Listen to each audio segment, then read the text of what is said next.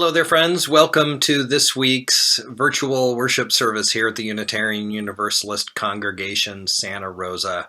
I'm so glad you've found us wherever you're watching this from, whatever your state of mind or the weight on your heart may be.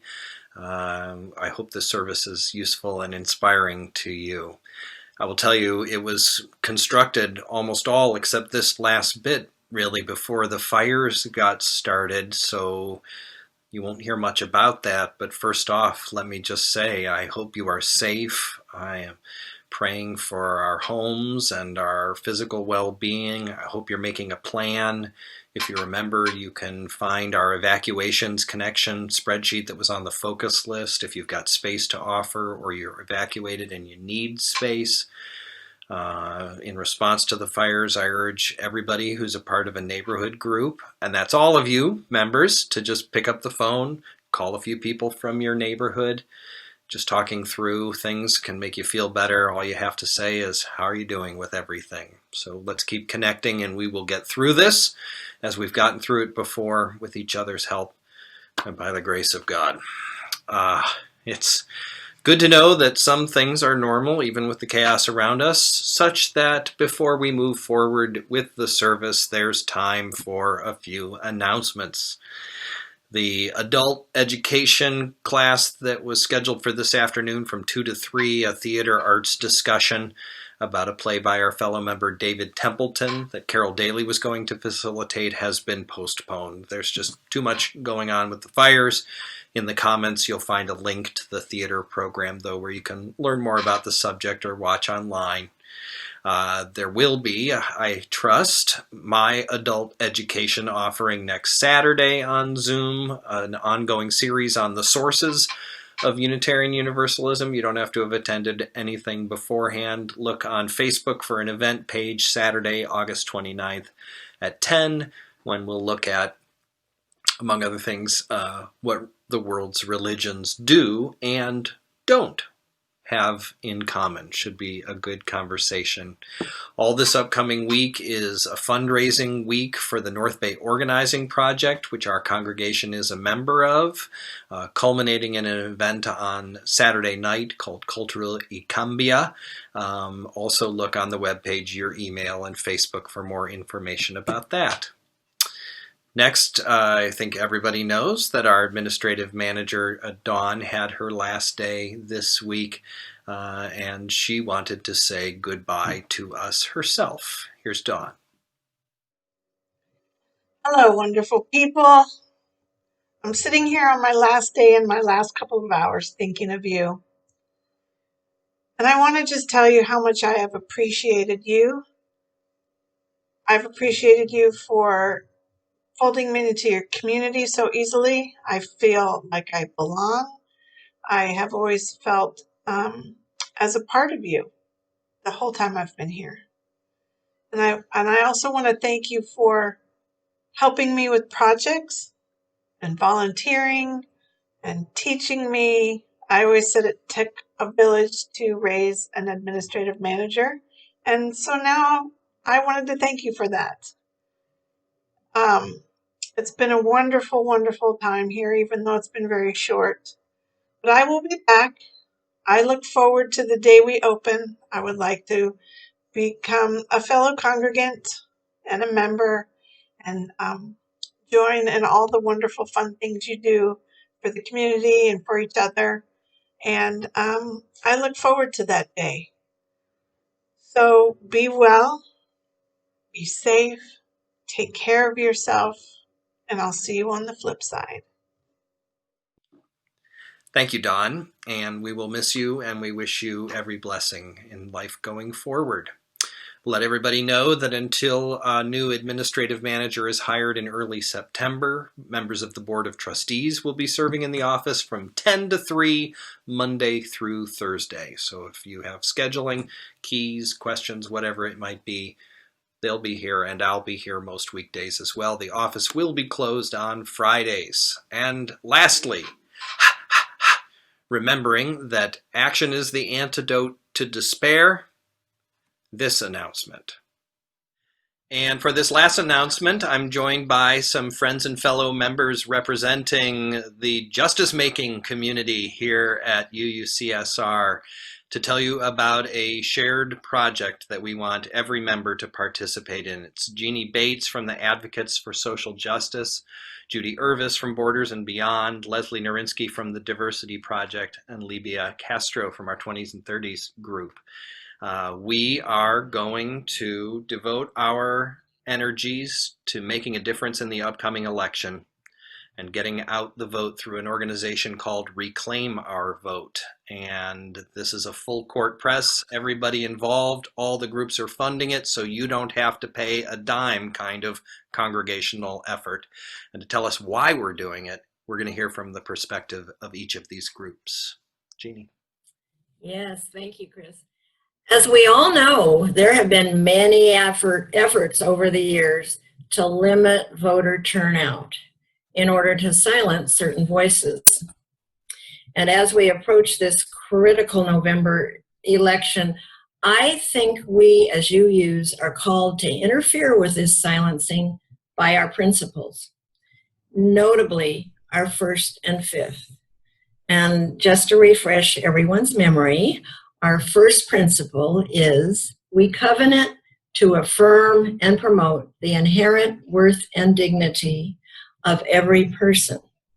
And our fifth is we covenant to affirm and promote the right of conscience and the use of the democratic process within our congregation and in society at large. Now, these seem to me to speak to a profound honoring of every person's value and voice.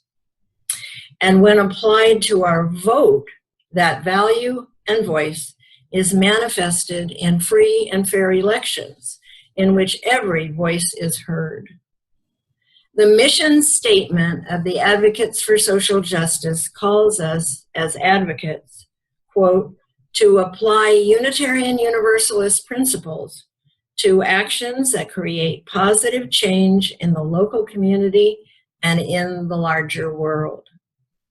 Now, this project, this postcard project, designed to combat voter suppression and encourage participation in our upcoming election, is just such an action, and we are proud to support it and encourage all of you to take part. Thank you. Libia. Thank you. 18 to 40-year-olds are a key demographic in changing elections, and yet we consistently do not show up for the polls. If you're able to vote, it is imperative that we get out there and make our voices heard because these decisions affect our livelihoods. Trans youth, youth of color, undocumented youth, they depend on their peers, on us, to ensure that they can see another day on this earth. When you choose to reclaim our vote, when you choose to participate in this program, you are choosing to give our community a voice at all levels of government. We as UUs are ready to make big change. So let's ensure our future and the future of those who do not have the same privileges as we do. Right on. The Borders and Beyond Committee believes that one of the many reasons that voting is so important at this time is that we desperately need a government that will treat immigrants with dignity, respect, and compassion. Families and children do not belong in cages, and those fleeing violence and danger have every right to be heard in a timely and fair manner. Many communities of color and low income do not always vote in large numbers, and yet they may be especially sensitive to the issues of disenfranchisement that immigrants to our country face today.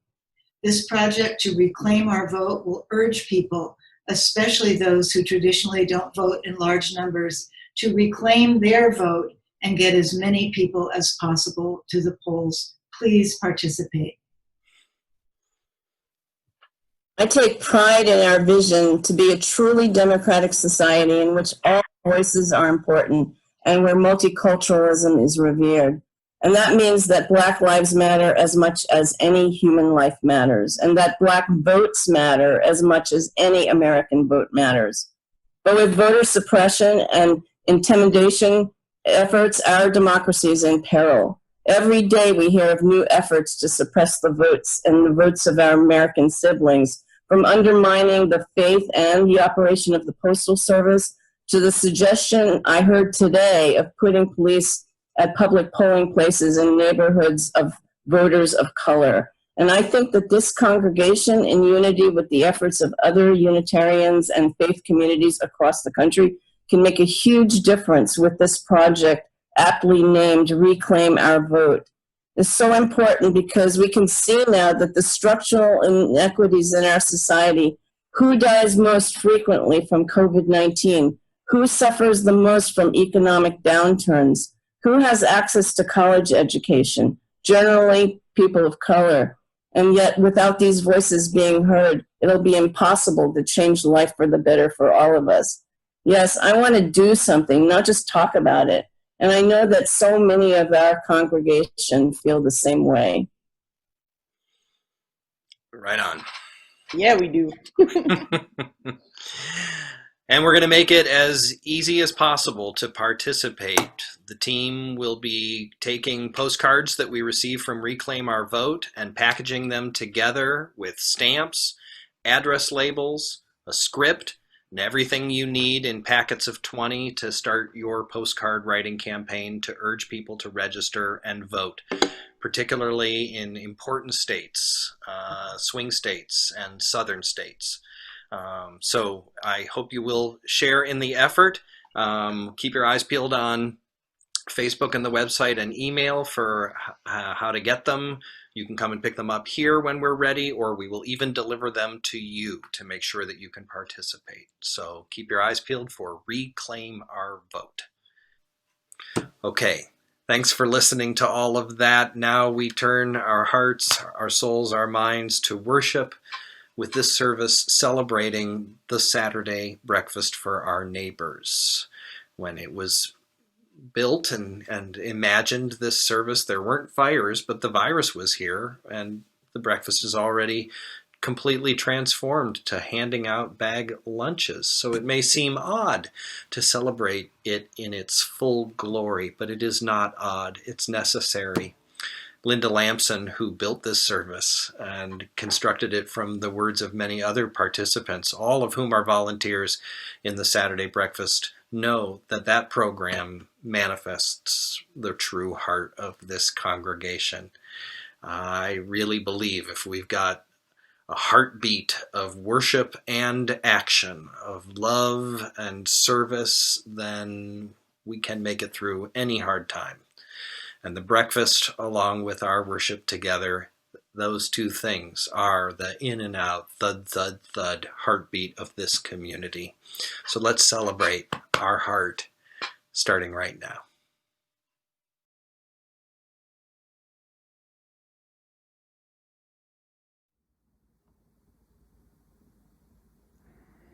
Today's Chalice lighting words are number 560 in the hymnal by Dorothy Day.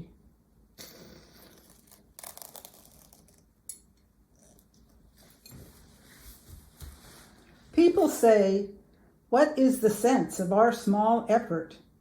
They cannot see that we must lay one brick at a time, take one step at a time. A pebble cast into a pond causes ripples that spread in all directions. Each one of our thoughts, words, and deeds is like that. No one has a right to sit down and feel hopeless. There's too much work to do.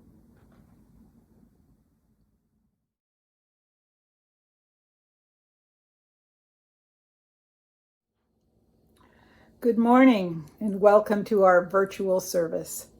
This week's service continues with our summer theme of the gifts of our lives. Today, we celebrate the gift of service by focusing on the Breakfast for Our Neighbors program that this congregation offers to the community. It takes many hands and hearts to create each week's meal. I think you'll enjoy hearing from some of the workers as they explain their part in the program and why it's important for them to participate. Come, come, whoever you are, wanderer, worshipper, lover of leaving, ours is no caravan of despair. Come yet again, come, come, come, whoever you are, condemn, worshipper, lover you're leaving, God is no caravan of leaving, ours is no caravan of despair. Come yet again, cover you are, condemn, worshipper, lover you're leaving, ours is no caravan of leaving. Come yet again, come.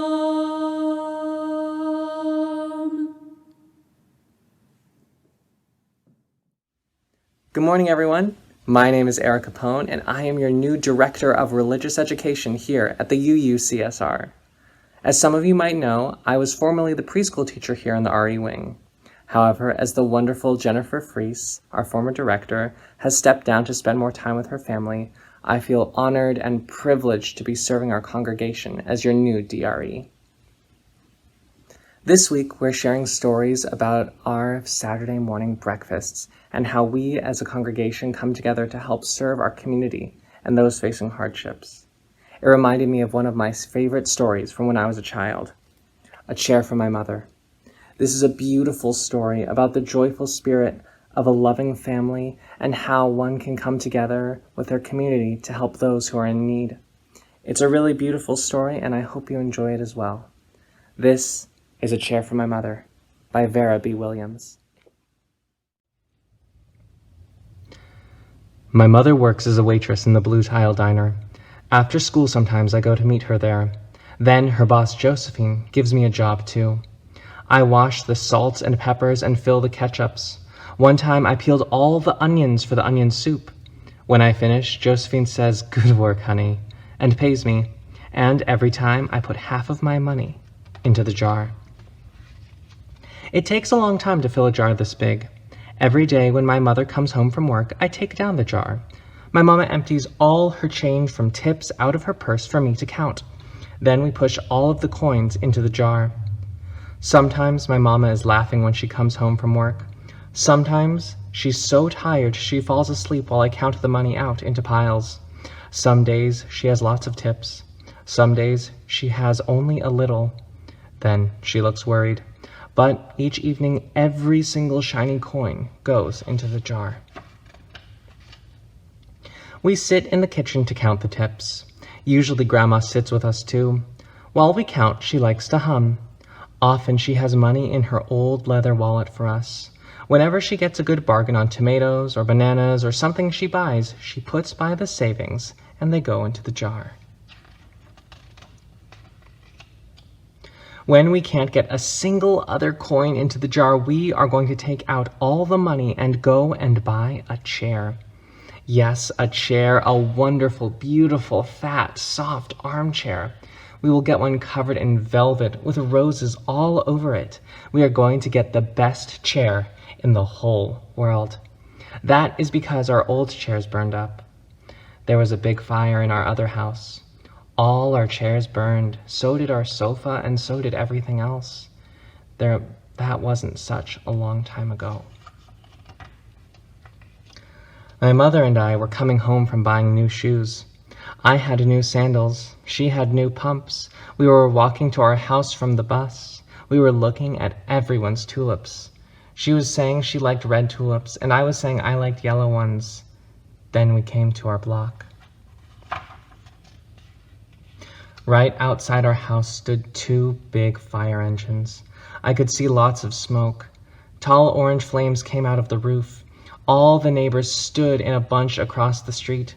Mama grabbed my hand and we ran. My Uncle Sandy saw us and ran to us. Mama yelled, "Where's Mother?" I yelled, "Where's my grandma?"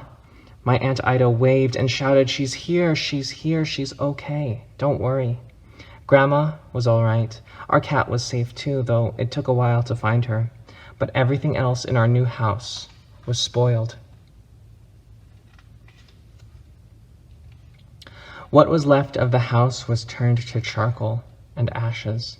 We went to stay with my mother's sister, Aunt Ida, and Uncle Sandy.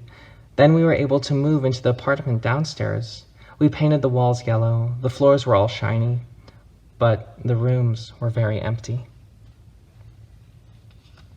The first day we moved in, the neighbors brought pizza and cake and ice cream, and they brought lots of other things too. The family across the street brought a table and 3 kitchen chairs.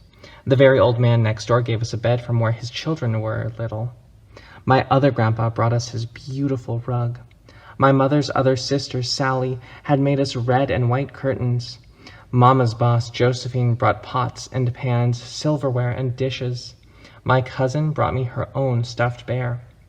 Everyone clapped when my grandma made a speech.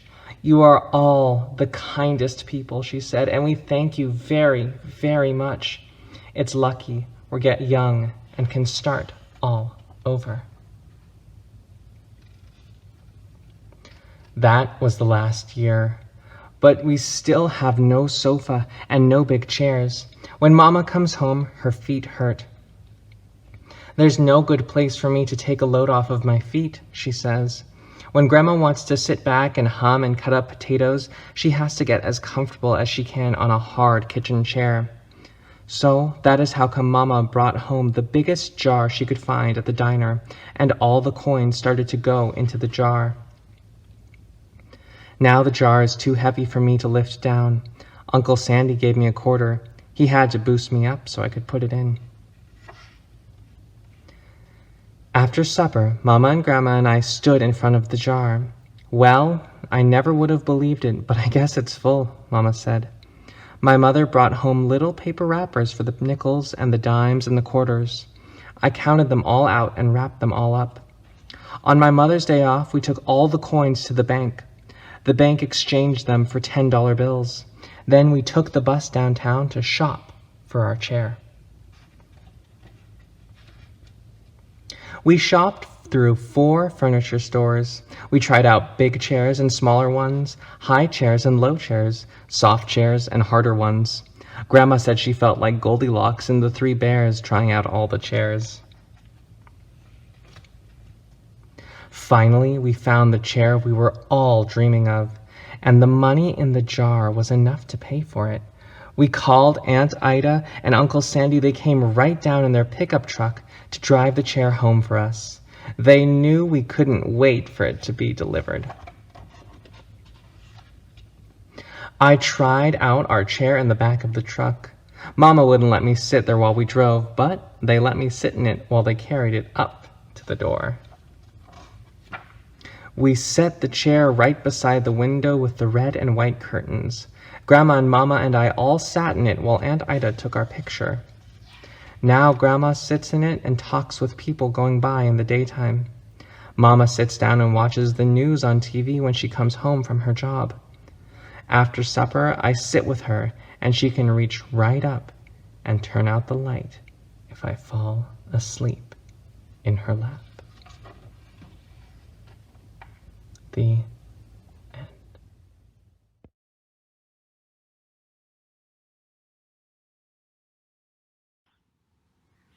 Hi, I'm Bruce Hope. I'm one of your lay chaplains. Milestones are where we share our joys and sorrows with the congregation. You're invited to light a candle to remember those you're holding near to your hearts. Linda Harlow shares, with great delight and wonder, I welcome my great-granddaughter, Harlow Rosa Galosa, to the world on Sunday, August 9th. A ray of sunshine in these dark times. Karen Newman says, we wanted to publicly wish my mom, Lena McDonald, a happy 88th birthday this Sunday. Your many friends and family love and appreciate you. From Amy Yarrow, please send positive thoughts and prayers for my father-in-law, Roger Yarrow, and his family. He recently was diagnosed with lung cancer that has spread to his liver and lymph nodes.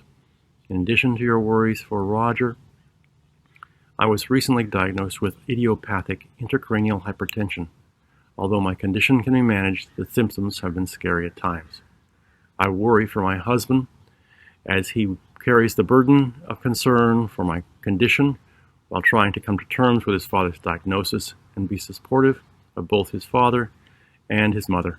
So please send positive thoughts and prayers for my husband, Chris Yarrow, too. Stephanie Reed writes, please hold my one-time husband and good friend, Tim, in your thoughts. His wilderness home on 88 acres borders Armstrong Woods State Park. And as of now, it's unknown whether his home is still standing or not. He is evacuated and is safe. Thank you. From Lucia Casillas, I cannot tell you how devastated I am to have to say this out loud. My friend of 45 years, Joanne Kazemi, died last Saturday. There is a big hole in the universe and my heart with her death.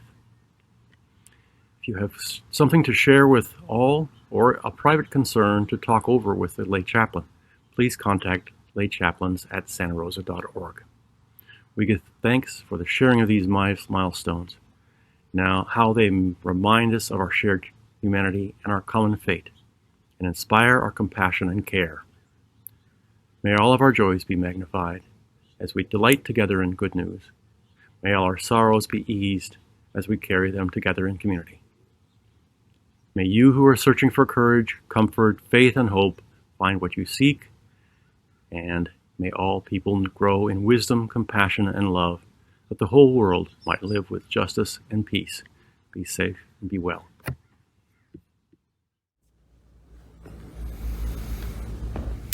As we move into our time of silence, I want to take a moment to really invite you to slow down and begin a process of relaxing in order to open to the movement of the Spirit in the quiet time. These fires, this pandemic, our politics, everything together can leave us feeling just like a balled up fist. And our thoughts get shrunken, our heart gets shrunken, our ability to feel and experience the blessings that are around us diminishes unless we can take a moment and use this wonderful tool of the breath to relax that fist. So with each ringing of the bell, I want you to feel the release and just observe your body and let the breath move away the stress and the tightness, leaving us in a place of some stillness where we can really feel our connection with each other and with the earth and listen for what Spirit is guiding us to. So nice and slow, let's ring these bells and get grounded.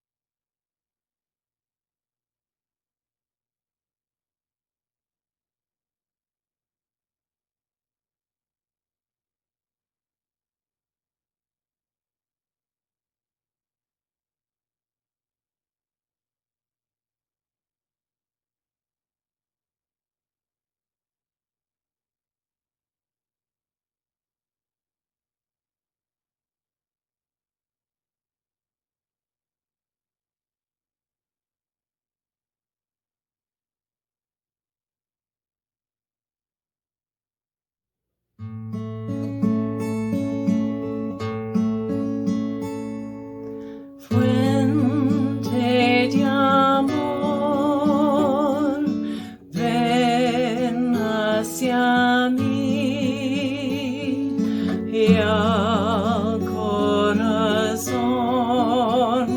cántale tu compasión. Sopla volar, sube en la mar, hasta moldear la justicia de la vida. Arráigame, libérame, fuente de amor, ven a mí, ven a mí.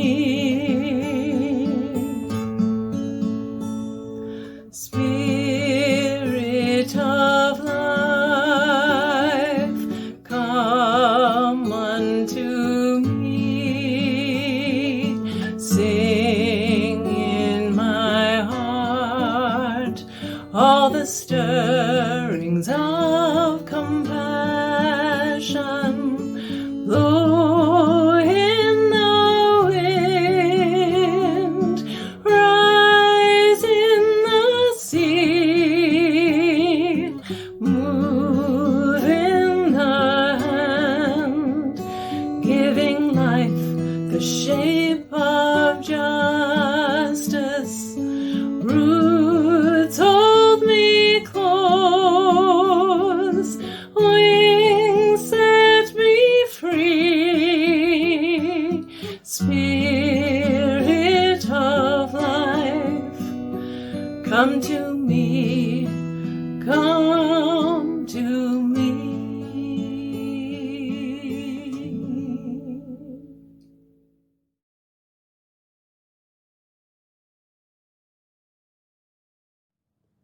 Good morning, everyone.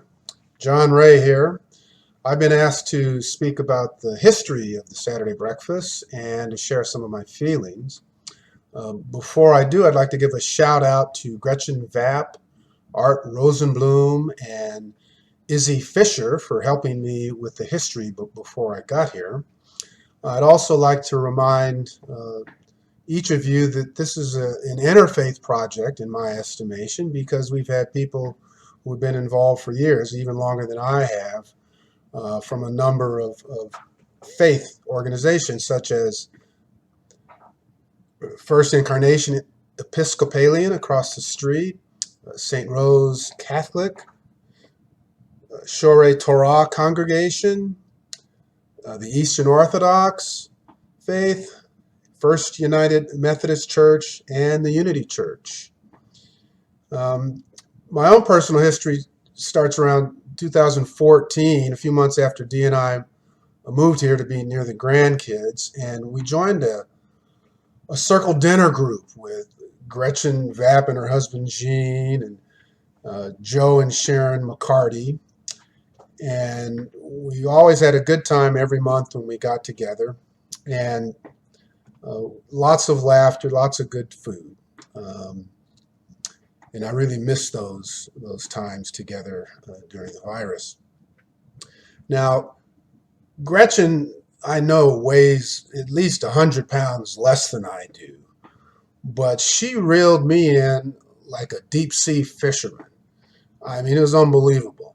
I mean, one month we showed up, she said, John, we have a homeless breakfast. Would you like to volunteer one Saturday morning? And when I said, yeah, sure. She said, we'll show up at 6 o'clock. So I showed up at 6, and that day they showed me how to slice butter and stack cheese. And that's what I did in the kitchen that entire morning. And then a few months later, Gretchen says, John, my fourth Saturday crew chief is leaving. She's gotten a job and she can't be the crew chief anymore. So you want to be the crew chief on the fourth Saturday? And I said, well, yeah, sure. Okay, I'll give it a whirl. All right. And then, a few months after that, John, they're asking me to be on the board of trustees, and I have to find another leader for the breakfast. You want to be the leader for the breakfast? And I said, yeah, sure, you betcha. I'll do it for you, Gretchen. No worries. So that's how she got me. And believe me, it's been one of the best things that's ever happened to me, because I've gotten to meet a lot more members who are volunteers, including people from other faith groups. And I've gotten to know a lot of our homeless neighbors who are absolutely wonderful, who actually help us out quite a bit. We couldn't do it without them.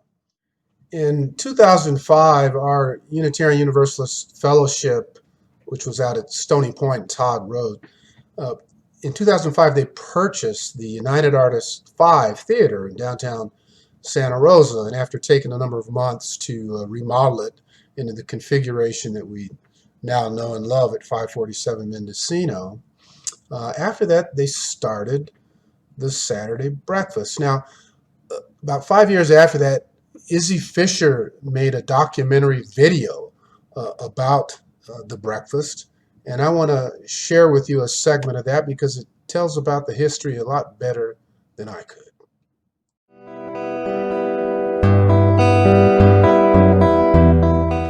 The breakfast had a kind of an interesting beginning. It began with a lot of discussion about what the church should do downtown that it couldn't do out in the country.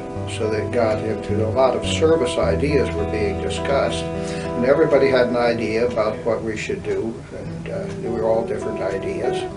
And so we talked and we talked and we talked and we talked.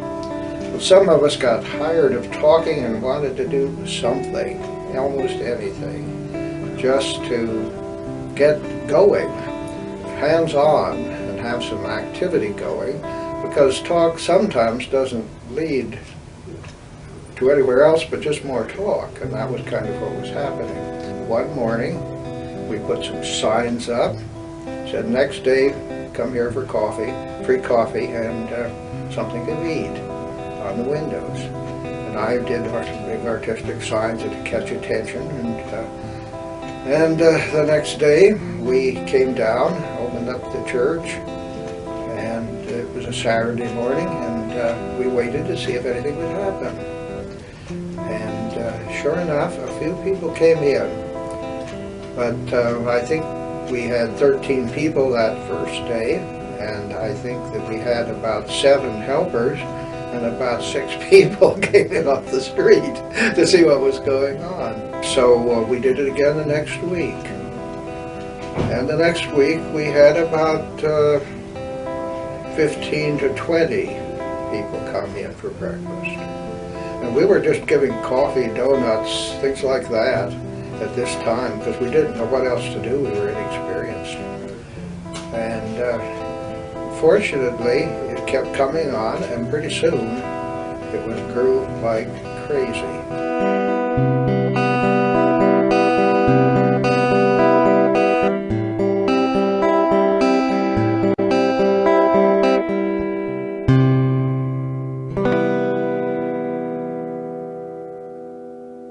This service seems really worthwhile. And another part of our mission is just to be living our values in the community, and by having a good time and enjoying the process and enjoying the people, we are living our values of serving human dignity as well as making sure they get fed. Then at 8:30 we start cleaning up and putting things away, and then it's over, to be repeated again the next Saturday.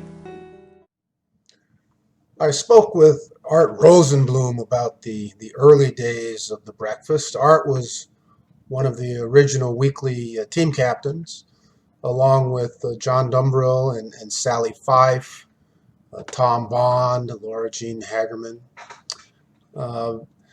The breakfast grew within a short number of months from less than 6 people, or about 6 people, up to over 100 people. And over time, the menu changed also. Instead of just coffee and donuts, scrambled eggs were a regular part of the menu. Dan Reed would bring a load of home-fried potatoes and tater tots that was really liked a lot. And a big addition, Art says, was when we started purchasing frozen waffles and toasting them on the Saturday morning. That was a big hit. Through it all, what I've been impressed with is that our homeless neighbors, sure, they appreciate the meal, but they also appreciate a clean, safe place to enjoy the meal with their brethren and to be treated with dignity by those of us who are volunteering.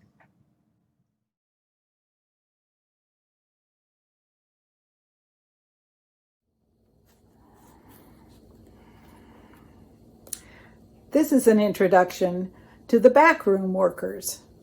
Before the breakfast is served, a number of tasks must be completed. You'll hear about rolling silverware, 200 sets a week, shopping, and cooking potatoes. The Saturday breakfast program provides a weekly meal for our neighbors in need through fires, floods, and pandemics, and also, over the years, provided a nourishing once or twice monthly opportunity for the UU CSR morning meditation group.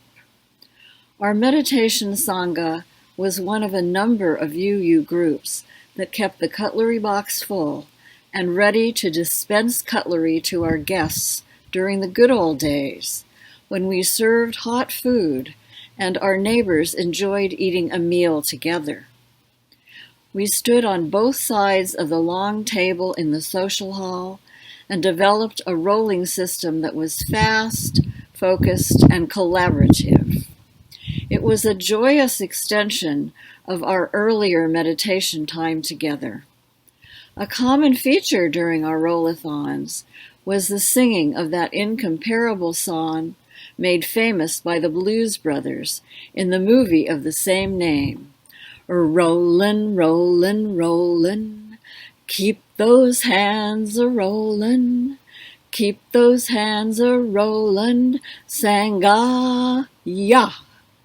The plastic cutlery, snug in its paper napkins and tucked into the box, always reminded me of new babies swaddled in the burrito wrap, which was one of my tasks as a neonatal nurse. Although our sangha gathers weekly on Zoom, we miss the gift of mutual nourishment between ourselves and our breakfast guests that cutlery rolling gave.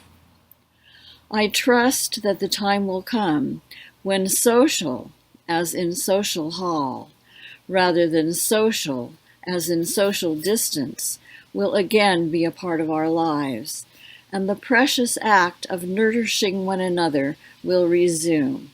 May it be so. Hi, I'm Mac Freeman, and I help get the food for our Saturday breakfast program. Panera Bread generously donates their leftover bread products to a charitable group every night at closing time. Once or twice a month, I go get their donation at 8 o'clock on a Friday and deliver it to the church. Since we're given their leftovers, you never know what they're going to have, and it's fun seeing what they give us. We often get luxuries like croissants, baguettes, and scones. Most of the people at our breakfast can't afford Panera's fancy pastries and breads, so it makes me feel good to help them get these delicious treats. Also, once a month I shop at Costco and at the Smart Food Service, formerly Cash and Carry. During the COVID-19 pandemic, we buy strictly bag lunch ingredients.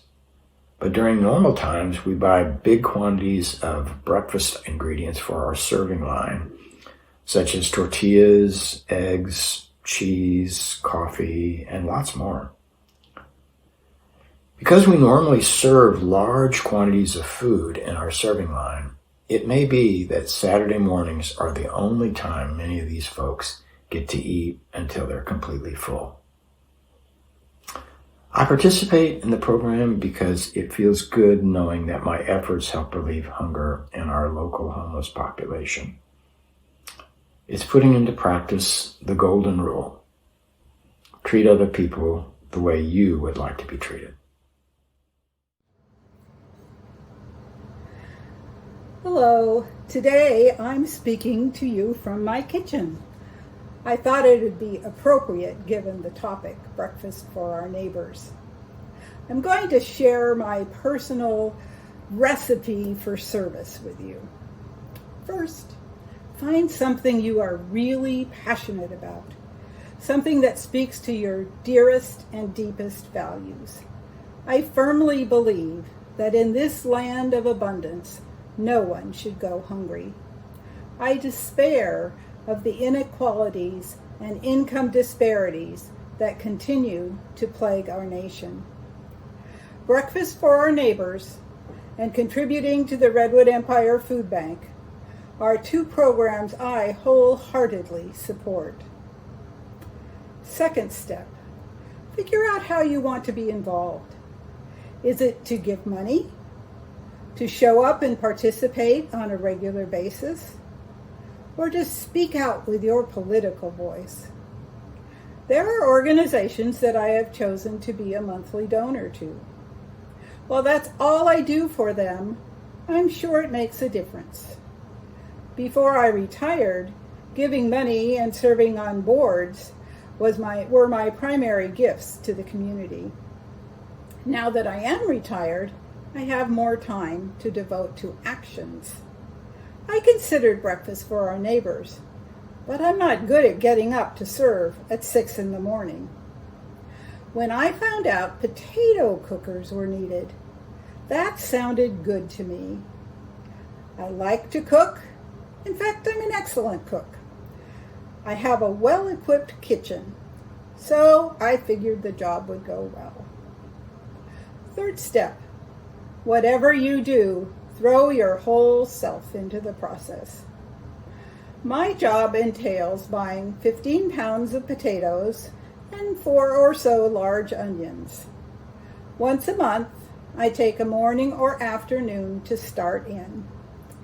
I like to listen to podcasts while I'm working. I wash the potatoes, dice them, season them with oil and the special seasoning mix that I've developed, lay them out in sheet pans, and bake, stirring once, for about 45 minutes. It takes 3 batches in my oven. Near the end, I fry up the onions to add to the potatoes.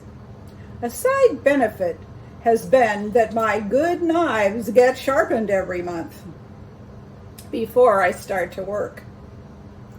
I find the rhythmic work of washing, chopping, mixing, and baking to be rather meditative. There's a bit of a break while the cooking happens, so I can catch up on email, wash and prepare the next batch of potatoes, maybe work on a crossword puzzle. Afterwards, there is quite a cleanup, but warm soapy water has its own comforts. And sometimes there's a reflection of sunlight in the bubbles. The following day, I deliver the potatoes to church, where they are stored until Saturday morning. Fourth step, tell the world, or at least your friends and family. I want the community to know about the good work our congregation does. I am blessed never to have gone hungry, but I know that is not true for everyone in our neighborhood. I also decided to organize this service so our members would know how they can get involved.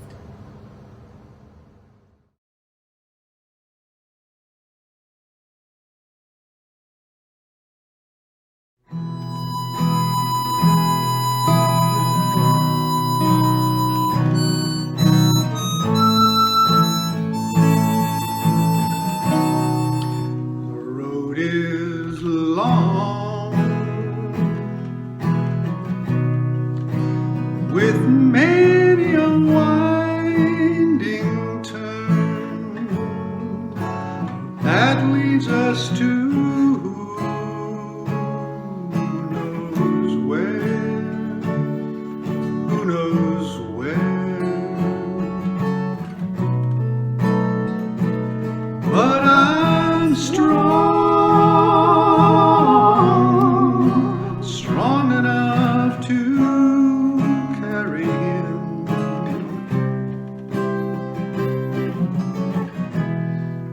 ain't heavy. He's my brother. So on we go. Her welfare is my concern. No burden is she to bear. We'll get there. But I know she would not encumber me. She ain't heavy. She's my sister.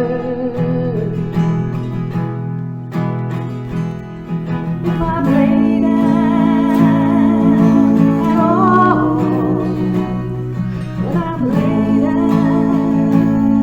in the sadness that everyone's heart isn't filled with gladness of love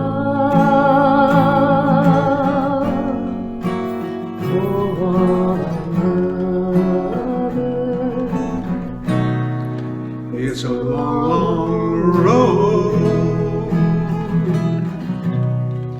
from which there is no return. While we're on the way to there, why not share? Why not share? And the love doesn't weigh me down at all. He ain't heavy. He's my brother.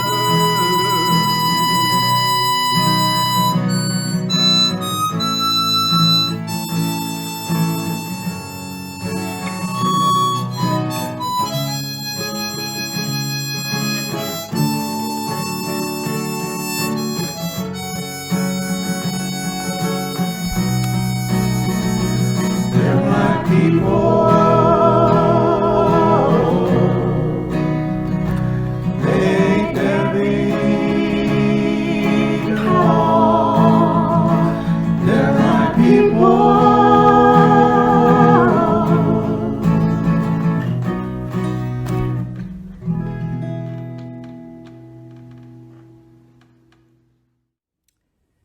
Bob and I are crew chiefs for the Saturday morning breakfast, third Saturday. Since COVID-19, our Saturday starts on Friday afternoon. We create 120 brown paper bags stuffed with Coca-Cola, the caffeine, fresh fruit, which includes bananas, cuties, sometimes donated apples, snack bars, chips, and a napkin. After setting these bags on tables in the foyer, we bring sandwich makings and donated Panera bread and bagels home. My son-in-law, Corey, Bob, and I then turn our kitchen into a gourmet sandwich making stage.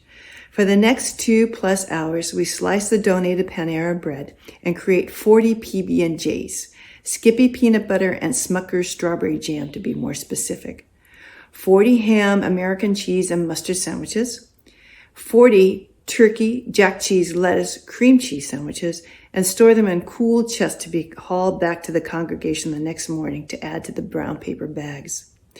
Saturday morning, we rise before the sun, pack the car, and off to the congregation we go to complete our lunch bags. Then it's showtime for the next couple hours. Bob opens the front door to the indoor foyer, a greeting table between him and our guests. He costumes up with mask and gloves, and each guest approaches, he asks their sandwich choice and hands them their respective bag. Sometimes he asks if they would like a face mask when they are available. He wraps up each encounter with, "Be safe out there." While lunches are given away, the cleanup crew recycles, wipes down, and straightens up for the next week. Pre-pandemic duties are different. They include calling or texting compassionate volunteers on Thursday to remind them that we would love their participation in preparing, cooking, and serving breakfast to our neighbors. We would then meet the volunteers the following morning around 6 a.m. and ask them what job they would like to participate for the next 2+ hours. And by 10 a.m., the theater is empty and clean. Our job for that performance is done. Why do we do it? Over a decade ago, we were new to the UU congregation. A friendly Linda Harlow asked if we would like to volunteer to feed our neighbors on one Saturday morning a month. We thought, she's friendly enough, why not? We had such a positive experience stacking cheese on plates like towers, cutting butter into pats, cracking eggs, grilling quesadillas, meeting folks over the oatmeal scoop, passing out socks, scrambling mounds of eggs. We have only missed 2 third Saturdays since. I asked Bob, why do you serve? And I quote, simple act with a clear value, unquote. One Saturday a month where our actions really directly relate to our UU principles. Each of us is called to serve, to find a purpose and meaning. I have another selfish reason why I do this. When humans are seen and acknowledged, the portal for the good and kindness opens up. When I acknowledge and see each volunteer taking pride in their assignments and even creating new ways to approach their job, they, our volunteers, open to do the same with our guests. I have the opportunity to work with folks of all ages, elementary school, junior high, and high school youth, busy parents, and wise and compassionate elders, and a lot of times guests who are not even UU congregants.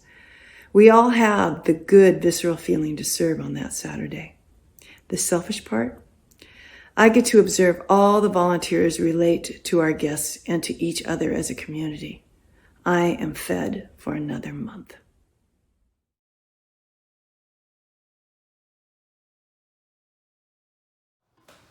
To start off with, I grew up in Berkeley and was raised from an early age to be environmentally, politically, and or socially active.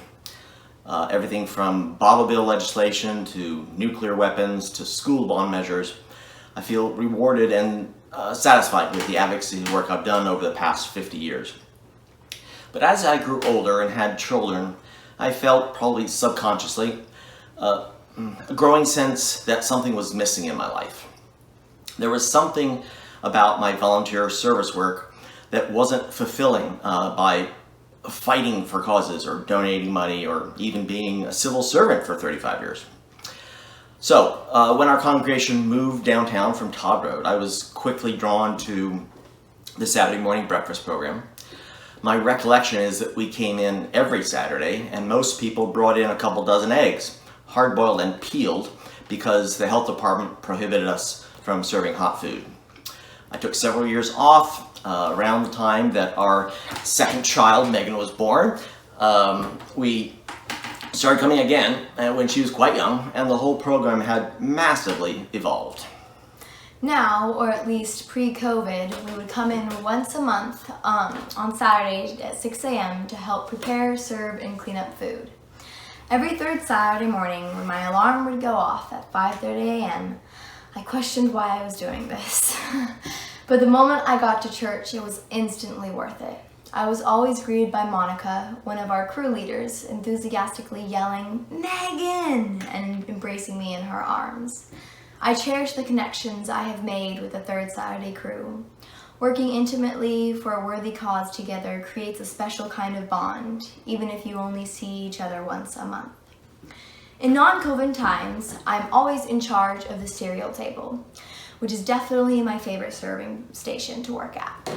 Me and my dad normally tag team it. I serve the oatmeal and keep the bowls of cereal, white sugar, brown sugar, and raisins full, while my dad makes sure the milk pitchers and coffee pots don't get empty and cleans up any spills. When my dad's not there, one of the guests will often notice me struggling to manage it by myself and kindly offer to help. In the kitchen, other crew members are making French toast and frozen waffles, cutting up pastries and fruits, and stirring orange juice. Out at the social hall, volunteers are serving steaming hot scrambled eggs, potatoes, and making cheese quesadillas. And of course, someone is always making coffee. Our mantra is, we don't make decaf on Saturdays. The part I miss the most is serving our neighbors. At 7 a.m., we open our doors, and for the next 1 to 2 hours, there's a stream of people, some who have been waiting outside for over an hour to eat the food we have prepared. I love interacting with them. Every good morning, how are you, thank you, and have a good day warms my heart. They are also friendly and appreciative of the work we do. Megan forgot to mention that when she was out of town, and I was at the cereal table by myself, the other volunteers got a smile when I would call her on the cell phone and say, now, how many pitchers, plastic pitchers, do we need for the 14 gallons of milk? Or how many bowls of raisins do you prepare ahead of time? Anyway, maybe she didn't notice as much, but I could certainly see that in the eyes of many of our guests, that it really brightened their day when Megan or the other children were helping out. Last year, at one of our half-day men's retreats, we were meeting in the founder's room, and we were interrupted by some loud talking outside the door to the alley. Someone politely asked them to move on, and I popped my head out at lunch and recognized one of our Saturday morning regulars who was starting to pick up the accumulated garbage. He asked me for help, he asked me for a trash bag, and I replied, sure, and haven't I seen you around here Saturday mornings sometimes? And he hesitated and said, oh yes, you're the one with that lovely daughter. Well, the place was littered with trash, and this nice old man was limping around the best he could. So I brought out a big trash can, several different brooms, and a long-handled dustpan. When the retreat ended a couple hours later, he had filled 3 32-gallon trash bags and returned all the equipment I lent him. Not only had he picked up people's mess outside the door, but he had swept up all the fall leaves, which virtually covered the entire alleyway, all the way from the parking garage up to Mendocino Avenue. Well, in March, the serving process again underwent a massive evolution, this time in response to the pandemic. I've never seen how it's done because out of necessity, only a small pod of socially distanced volunteers pack up the lunch bags and distribute them. Thankfully, I still get to participate through a revised solo shopping process. So I do know that many hundreds of pounds of drinks and sandwiches and snacks are brought into the church by half a dozen volunteers. And somehow it all gets assembled into the hundreds of paper bags. I, along with most of the other volunteers, really miss the old Saturday mornings, and I especially miss serving at the cereal table alongside my soon-to-be college-bound daughter. Doing Saturday morning breakfasts for the last 5 years has been an extremely rewarding and humbling experience. I can't wait until we can safely do it together again in person. I think I'm getting too old with dry mouth, so I need to drink. Okay, well, I began this reflection by saying I vaguely felt a sense of being unfulfilled by simply fighting for just causes. In my earlier decades of advocacy work, the cause I was fighting for, like a nuclear-free world, never responded back to me and displayed an act of gratitude in return in the way the man who cleaned the alleyway for us did. I don't get to see our old guests anymore, but in a way, the weekly solo shopping allows me to be present with the unseen people who are less fortunate than I am. The sudden end of the Saturday morning breakfast program 5 months ago caused me to reflect on what we used to do and what it meant to me. I realized that what I feel is much more than simply missing the people. There's kind of an emptiness, and without knowing it, I think I have incorporated the Saturday morning breakfast style of being of service. A style that includes being face-to-face with other smiling and suffering human beings.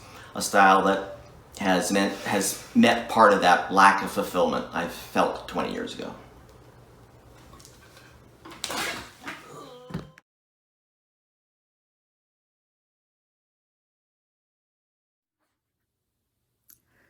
Please join me in reading responsive reading number 727, The Bread We Share by Rudolph Nemser.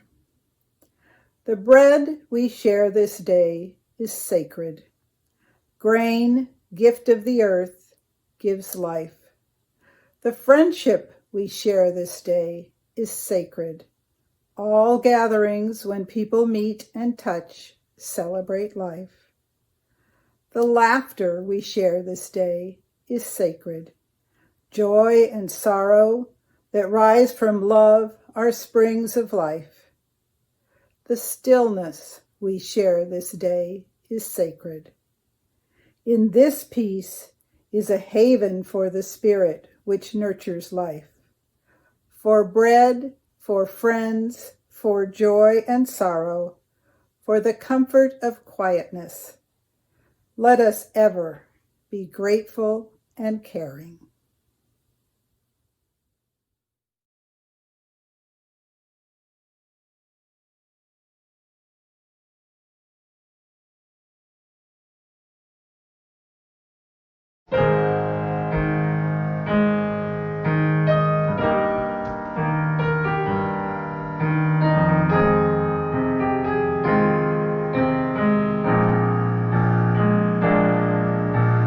There comes a time when we heed a certain call, when the world must come together as one. There are people dying, oh, when it's time to lend a hand to life, the greatest gift of all. We can't go on pretending day by day that someone somehow will soon make a change. We're all a part of God's great big family, and the truth, you know, love is all we need. We are the world, we are the children, we are the ones who make a brighter day, so let's start giving. There's a choice we're making. We're saving our own lives. It's true, we'll make a better day, just you and me.